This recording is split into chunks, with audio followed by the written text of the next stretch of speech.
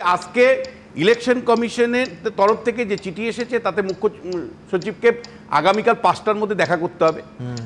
মুখ্য সচিব নিশ্চয়ই কোনো নতুন করে সাজেশন নিয়ে যেতে পারেন, কোনো তাদেরকে অবগত করতে পারেন, ইলেকশন কমিশন সন্তুষ্ট হয়ে ছেড়েও দিতে পারেন।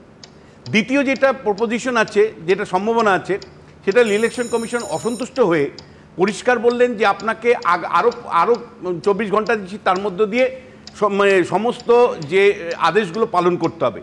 ইলেকশন কমিশন যদি দেখে যে মুখ্য সচিব সেটা পালন করলেন না, সরাসরি গভর্নরের কাছে উনি রিকমেন্ড করতে পারেন to dismissal of the chief secretary. Chief সেক্রেটারিকে সরিয়ে দেওয়ার জন্য রাজ্যপালের কাছে তারা প্রার্থনা জানাতে পারেন এবং সেই ক্ষেত্রে রাজ্যপাল কি ব্যবস্থা নেয় সেটা দেখার।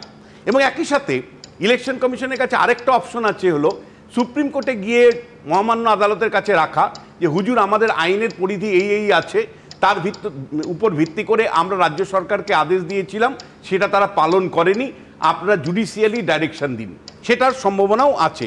কিন্তু একই সাথে আমি আপনাকে বলবো যে জায়গায় পৌঁছেছে তাতে কিন্তু ইলেকশন কমিশনের হাতে একেবারে সরাসরি constitution breakdown of the constitutional মেশিনারির মতন একটা সুপারিশ করবার কিন্তু এখতিয়ার আছে।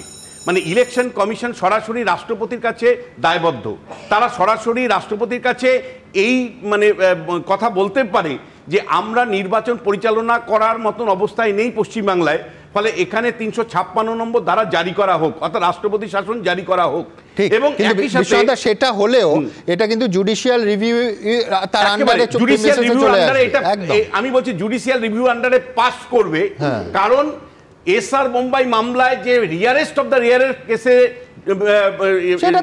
ইমার্জেন্সির কথা বলেছে, আমি বলছি ইমার্জেন্সি করেছে, সেখানে ওরা অ্যাম্পলি এভিডেন্স দেখাতে পারবে যে কেন আমরা রাষ্ট্রপতি শাসন জারি করছি, যে নির্বাচন প্রক্রিয়াটাই আটকে যাচ্ছে, দেশের কনস্টিটিউশনাল মেশিনারিটাই ব্রেকডাউন করছে।